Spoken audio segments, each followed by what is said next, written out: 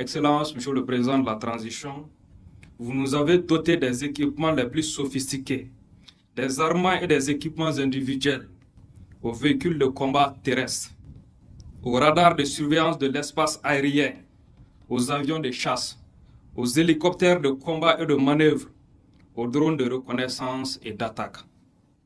Vous nous avez donné des infrastructures et des meilleures conditions de vie et de travail.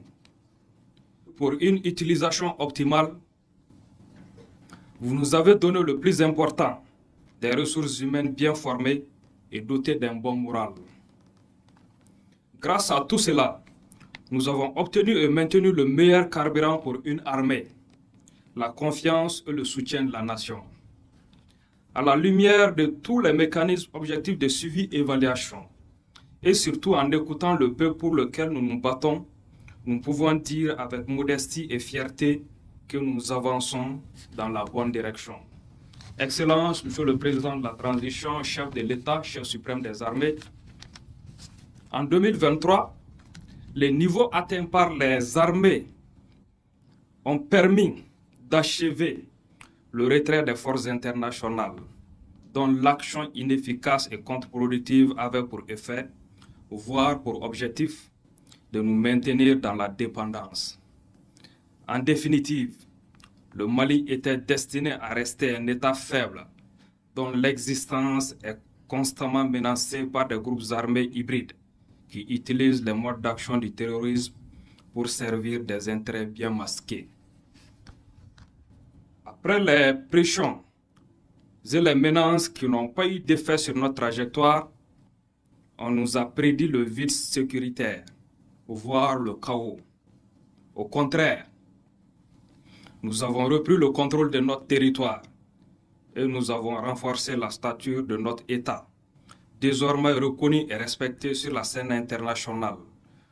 Nos partenariats stratégiques et notre alliance avec les autres États du Sahel confortent notre volonté de continuer sur la voie de la dignité.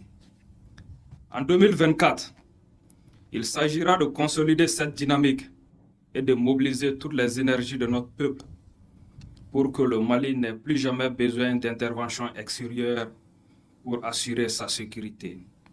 C'est le sens de la décision historique de privilégier une appropriation nationale du processus de paix au Mali.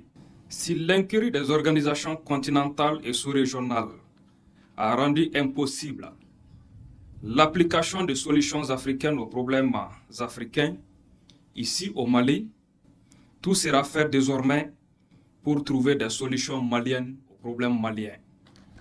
Excellence, Monsieur le Président de la Transition, Mesdames et Messieurs, conformément à vos directives, les systèmes d'armes puissants et ultramodernes que vous mettez à la disposition de nos forces obéissent à des règles d'engagement strictes.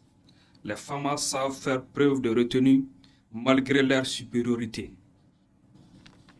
Cette éthique, issue de nos valeurs ancestrales, constitue la différence majeure entre nos forces professionnelles et les ordres des criminels sans foi ni loi que nous combattons. Nos partenaires l'ont compris et continuent de nous accorder leur confiance et leur soutien. C'est le lieu de remercier la Fédération de Russie, la République populaire de Chine et la République de Turquie, où sont conçus et fabriqués les appareils présentés aujourd'hui, pour leur coopération loyale et sincère. Nos armes ont pour vocation de protéger les Maliens et de sauver leur vie. C'est toujours un déchirement lorsqu'elles trouvent sur leur chemin d'autres Maliens, fussent-ils manipulés et instrumentalisés par des ennemis extérieurs. Ces déchirements fratricides ne sont pas une fatalité. La paix est aussi une option. Une paix juste et durable est possible au Mali. Une paix sans amalgame, une paix sans persécution, mais également sans impunité. C'est pourquoi je réitère encore cet appel lancé à plusieurs reprises à nos frères égarés de rejoindre la République et le processus de paix intermalien. Cette volonté de paix sincère n'est pas une faiblesse, C'est une nécessité pour notre pays, pour le vivre ensemble. L'alternative à la paix, c'est malheureusement la continuation de la guerre. Je tiens donc à réaffirmer avec fermeté aux ennemis de la paix qu'ils ne connaîtront pas le repos dans leurs grottes et leurs forêts. Car nous continuerons de veiller sur notre patrie et nous les enverrons vers le repos éternel pour le salut de notre peuple. Excellences, Monsieur le Président de la Transition, Mesdames et Messieurs, au sein de cette année 2024, qui s'annonce décisive pour la consolidation des acquis obtenus, grâce au sacrifice de nos vaillants soldats, à l'appui de nos alliés sincères et surtout à la résilience héroïque du peuple malien, j'ai saisi personnellement cette occasion pour adresser à l'ensemble de mes compatriotes les meilleurs vœux des forces armées maliennes. Je prie Allah le Tout-Puissant, dans sa miséricorde, continue de bénir ce grand pays et ses habitants, qu'il nous accorde la santé et nous guide vers la paix, la réconciliation nationale, le développement et la prospérité.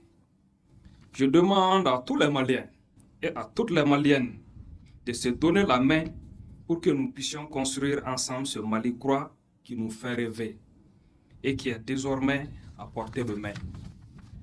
Vive les forces armées maliennes, toujours plus engagées.